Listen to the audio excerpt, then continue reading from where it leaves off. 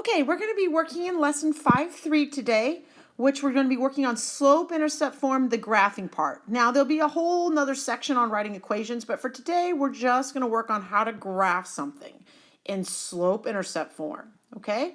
All right, so first thing, slope-intercept form is y equals mx plus b. Okay, now your B represents the y-intercept. Okay, so now keep in mind the y-intercept, where a line crosses the y-axis. Okay, now what's really going to be important about this guy is this is going to be our starting position. Where do we start our graph of the line? Okay, so now M is slope. So hopefully you remember that this is slope, okay? And we are going to be doing rise over run for slope today. Okay, rise over run. Now the X and the Y are just simply coordinate points.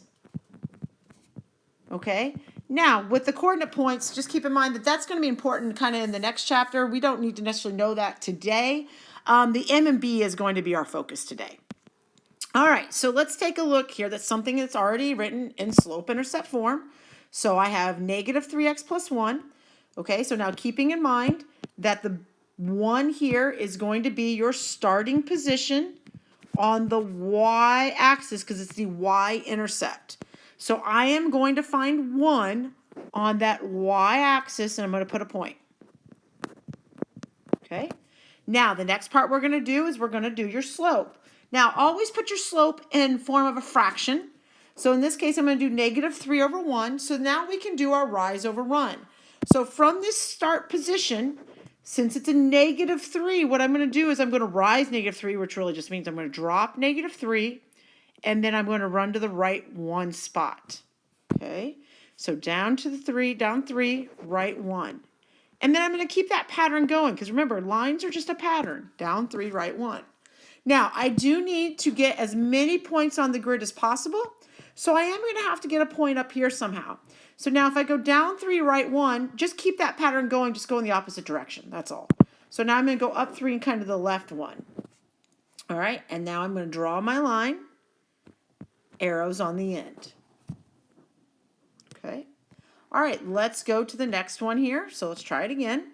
All right, so on this one, my start value is going to be at negative 4, so that's where I'm going to start.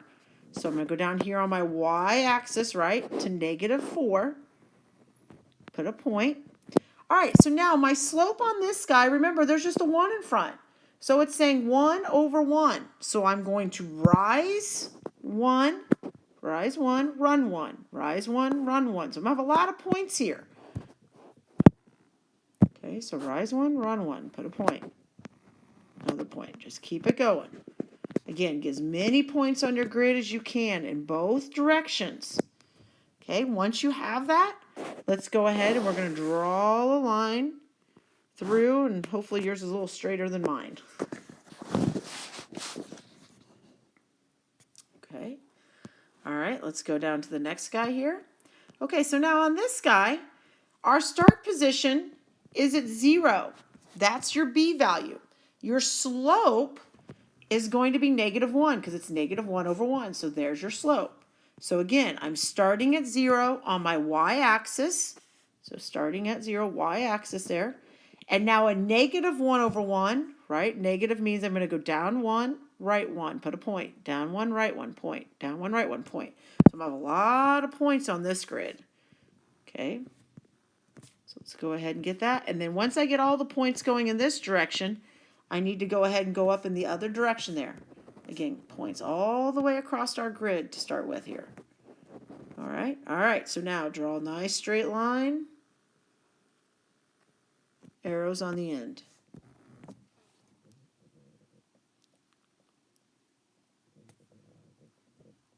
Okay. All right, let's go to the next problem now. Now on this guy, remember we started talking about in class that it's going to be really important that you are able to solve for y. okay, because we're going to have to get that y by itself. Well, here's the time. So now we're going to go ahead on this guy, isolate that y by dividing everything by 3. Now, in class, I talked about that there were 2 steps. You would move the x and then divide. Well, in this case, the x was already on that right-hand side, so I didn't have to move it away because it was already over here. So then we're going to get y equals 2/3 x minus 2. So now on my graph, I'm going to go at -2, right, because that's my b value, right, -2. And then I'm going to do slope of 2/3. So I'm going to rise 2 and run 3. Put a point. Rise 2, run 3, because it's positive. Okay, so again, always up or down, and then just go to the right. So up 2, right 3. Up 2, right 3. Now, get points going in your other direction there. So I'm going to go down and to the left, down and to the left to get a nice, good, to get enough points for my line. Okay. All right, let's go to the next page here. Okay, we're going to solve for y again. All right, so solving for y here on this one. Again, we're going to get that guy all by himself. So I'm going to start by subtracting that 2x off to the other side. So I'm going to get -4y equals a -2x plus 2. Now, you do not have to put your x value out front. However, I do it just for habit from how I was taught in school. It also helps me keep my slope and my b value or my y-intercept kind of in the same positions every time. So I will always put my x out first because I know that that's where my slope's going to be. Now I'm going to go ahead and divide everything by -4.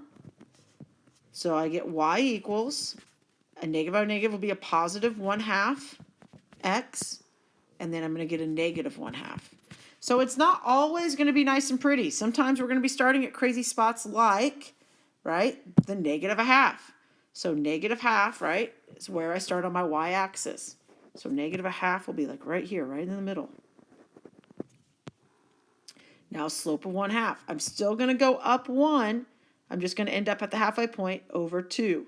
Up 1 over 2. Up 1 over 2. Okay, so I'm going to go ahead and put my points in. All right, now I'm going to go the other direction there. Same pattern. And I'm going to draw my line. Arrows on the end. Okay. All right, I want you to go ahead and pause this video and try to do F on your own.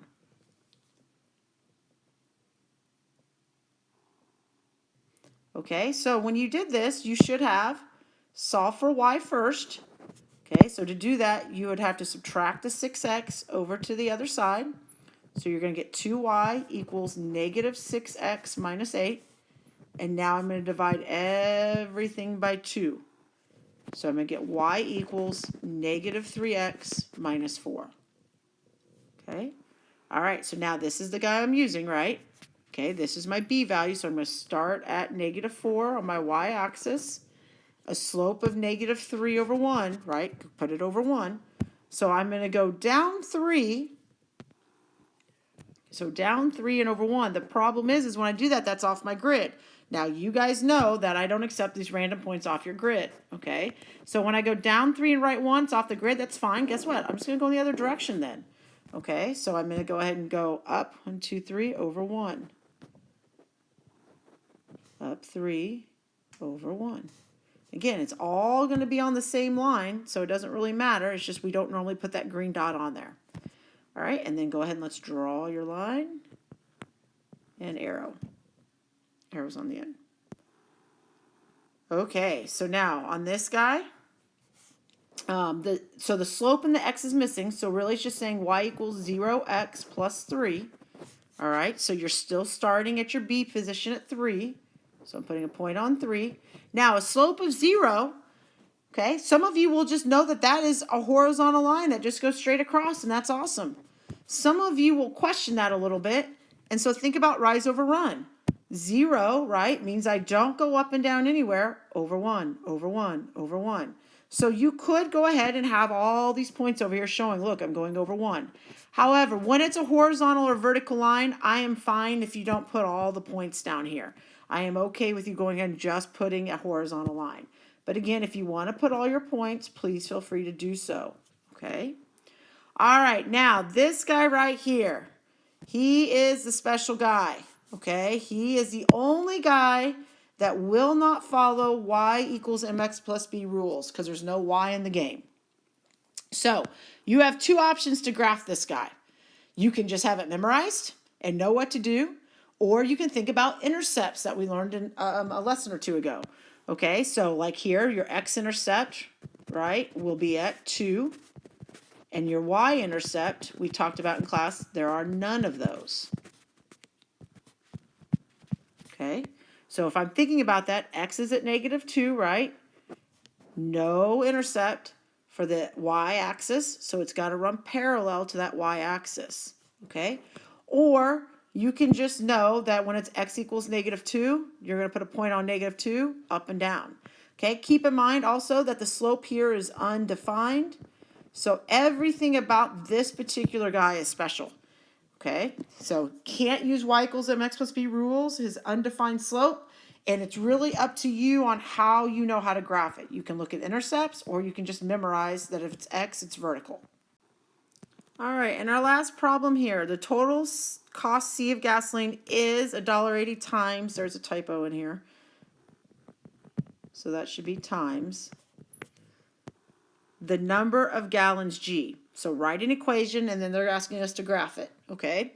Now, something you may or may not know, if you have a capital letter, that is always going to be in your Y position. So capital is always Y, okay? That doesn't happen very often, but if it does, now you know. So you're just going to break down the words like we did back in like chapter 1, chapter 2. So C is, okay, remember is means equals. So C equals $1.80 times G. Okay. All right. So now you have a couple of different ways you can graph this. First thing I'm going to do though is I'm going to go ahead and label and put cost, and I'm going to put gallons. Get my labels done. And up top I'm just going to put gasoline or whatever title you want to put. Okay. All right. So now when I'm starting to graph this, I have to remember that my start position is at 0. All right. So I know that I'm going to be starting this at 0. Okay, now I have to look at my slope to then know what the heck should I count by. So hopefully we remember that it is technically $1.80 and it would be over 1, right? So it'd be $1.80 over 1. So what that's saying is I'm going to go up $1.80 over 1, up $1.80 over 1. So when I can make my own numbers, I go ahead and just kind of follow that pattern, up $1.80 and over 1. So I'm going to do rise, up $1.80 over 1, and then there's going to be my point. All right, and then I'm going to do the same thing. Up another $1.80 would be $3.60. Okay, and again, you can just start adding in your calculator. So now I'm going to take $3.60 plus $1.80, and I'm going to get $5.40. Okay, and then I'm going to add another $1.80 to it and get $7.20. And then add another $1.80 and get $9. And I'm going to kind of stop the pattern there because you kind of see what's going on. So I'm going to go up $1.80 over 1, 2, 3, 4, 5. So you got to get some points going there. Okay.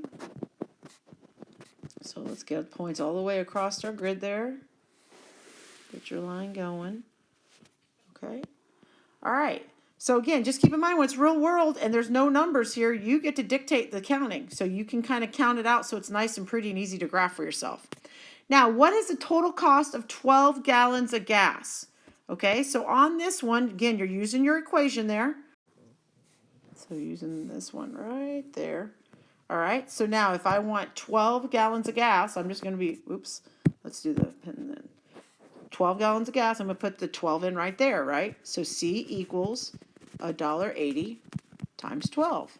So now on a calculator, I'm going to take $1.80 times 12, and I find out that it's going to be $21.60 for my gas. Okay. All right, and on the next one here, I'm going to take that $37.80. So it says how much gas did you purchase with this total of $37.80. So I'm going to go ahead and plug that in. So $37.80 equals $1.80 G. All right, so now I'm going to take $37.80 and divide it by the $1.80, and I end up with 21 gallons of gas. And that's what I can purchase for 3780.